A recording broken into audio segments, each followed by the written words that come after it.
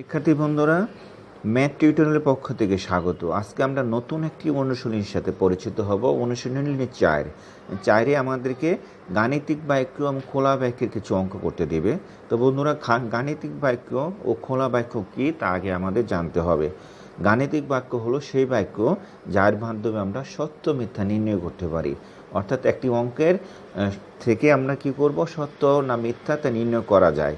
আর খোলা বাক্য থেকে সেটা নির্ণয় করা যায় না, অর্থাৎ সত্য মিথ্যা নির্ণয় করা যায় না।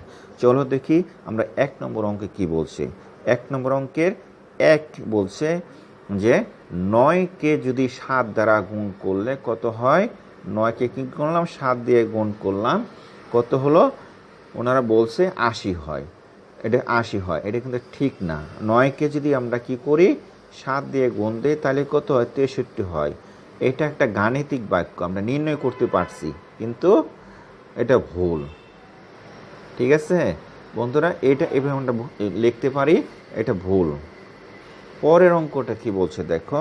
2 নম্বর অঙ্কটা বলছে 40 থেকে ক বিয়োগ করলে 35 হয়। 42 থেকে যদি আমরা ক বিয়োগ করি তাহলে সেটা কত হবে? 35 হবে। এটি একটি খোলা বাক্য, অর্থাৎ এখন থেকে আমরা কিছু বের করতে পারি না, অর্থাৎ আনসার বের করতে পারি না। 3 নম্বরটা কি বলছে দেখো।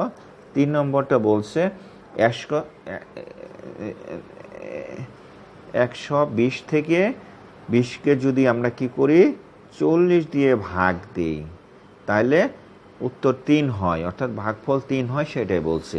কিন্তু আমরা যদি আসলে প্র্যাকটিক্যালি দেখি, 40 দিয়ে কী করলাম, ভাগ দিলাম 120কে, তাহলে 3 দিয়ে দিলে হয় 3 4 12 হয় 0। এটা উত্তরটা মিলে যায়, তার মানে এটা ঠিক, এটা গাণিতিক বাক্য এবং সঠিক। তো শিক্ষার্থী বন্ধুরা, এই অঙ্কগুলো কিন্তু আমরা এভাবে করতে পারি। চলো আমরা পরে 2 নম্বর অঙ্কগুলো বের করি। 2 নম্বর অঙ্ক কি বলছে দেখো। 2 নম্বর অঙ্ক বলছে যে নিচের খোলা বাক্যগুলো অজানা প্রতীকের মান বের করার জন্য বাক্যগুলো সত্য হয়। কি বলছে, একটা ত্রিভুজের ক বাহু আছে, এটা হচ্ছে 2 নম্বর। 2 নম্বরে কি করলো, একটা ত্রিভুজের ক বাহু আছে।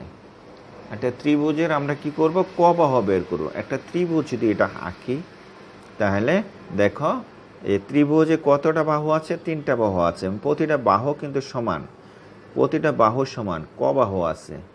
তাহলে দেওয়া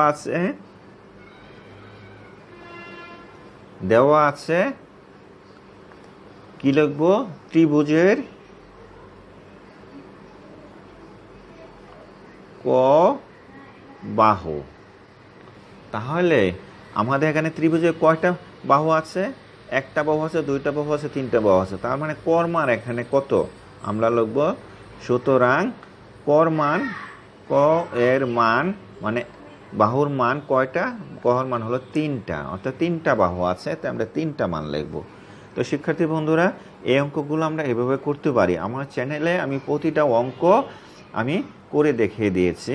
তো বন্ধুরা, যারা আমার চ্যানেলটা এখনও সাবস্ক্রাইব করো না, চ্যানেলটা সাবস্ক্রাইব করো। চলো আমরা 2 নম্বর অঙ্কটা করি। 2 নম্বর অঙ্কটা কি বলছে দেখো তো। 2 নম্বর অঙ্কটা বলছে যে ক টাকার জিনিস কিনে 50 টাকা দিয়ে 23 টাকা ফেরত নেওয়া হলো। অর্থাৎ ক টাকার জিনিস কিনে 50 টাকা দিয়ে 23 টাকা ফেরত নেওয়া হলো। আমরা যদি 50 টাকা থেকে কী করলাম, ক টাকা জিনিস কিনলাম, করার পরে তাকে থেকে আমরা কত নিলাম ফেরত? 23 টাকা ফেরত নিলাম। এটাই বোঝাচ্ছে। তো বন্ধুরা, আমরা এখান থেকে কি করব, কর মান বার করব। আমরা বার করতে হলে একটু সাইড চেঞ্জ করব। কিভাবে সাইড চেঞ্জ করব? আমরা কি করব, যে আমরা ওইখান থেকে 23টাকে আমরা এদিকে নিয়ে আসি, আর 50 বিয়োগ কটা আমরা ওইখানে নিয়ে যাই। আমরা এখন কি করব, নিয়ম হলো এই সাইড থেকে যদি আমরা ওই সাইডে কোনো সংখ্যা নিয়ে যাই, তাহলে এদিকে যদি যোগ থাকে তাহলে ওইদিকে বিয়োগ হবে, এবং ওই দিক থেকে যদি কোনো সংখ্যা এদিকে আসে তাহলে সেদিক থেকে যেটা থাকবে সেটা চেঞ্জ হবে। যেহেতু আমি 2টা সাইডই চেঞ্জ করছি সমান সমান করে, তাই এখন এই এই সাইডগুলো চেঞ্জ হয় না, কিন্তু এখন সংখ্যা চেঞ্জ হবে। অর্থাৎ এখানে ক আছে, কর আগে কী চিহ্ন আছে, বিয়োগ চিহ্ন আছে। আমি কর আগে বিয়োগ চিহ্নটাকে এখানে নিয়ে আসলাম, তাহলে যোগ চিহ্ন হয়ে গেলো। আমরা সামনের যোগ চিহ্ন দিলাম না, 50 50 শেষ রাখলাম। এখানে 23 আছে, 23-এর আগে যোগ চিহ্ন আছে, এটা পরিবর্তন হয়ে এখানে চলে আসলো, বিয়োগ চিহ্নে আসলো। তাহলে এখানে কত হলো, 50 থেকে যদি 23 বাদ দেই, 3 আমরা 10 থেকে বাদ দেব, কত হলো 7, হাতের হলো 1, 2 আর 1 3, 3 থেকে 5 বাদ দিলে 27। অর্থাৎ কর মান কত, কর মান হলো আমাদের কত, কর মান হলো 27। তো শিক্ষার্থী বন্ধুরা, এই অঙ্কগুলো আমরা এভাবে করতে পারি। তো বন্ধুরা চলো আমরা পরের অঙ্কগুলো করি।